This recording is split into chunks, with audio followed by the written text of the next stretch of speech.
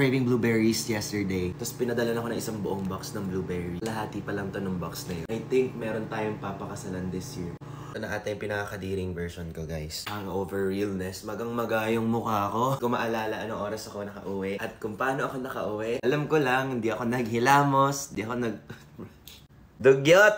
Nadalan ako ng mom ko ng food last night. Tapos nakalimutan ko siya i-ref. Really hoping na hindi pa siya panis. Kasi masarap to eh. Tofu pa naman to. My favorite. Magkikain ka pa. Reheat natin. Pagkagising ko, sabi ko gusto ko agad fruits. Di ko na finreeze to. Mas okay ang frozen berries actually kaysa sa dried berries kasi nga dried berries full of sugar. Parang nabuhay ako agad. Ay. Wait lang, sasakit ba tiyan ko? Ito kinain ko first thing in the morning.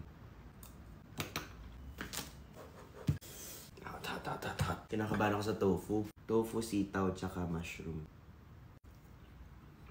Yay! Di pa siya panis, guys.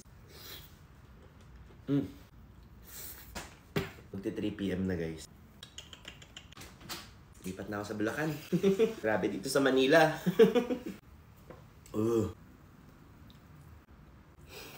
Tag 10.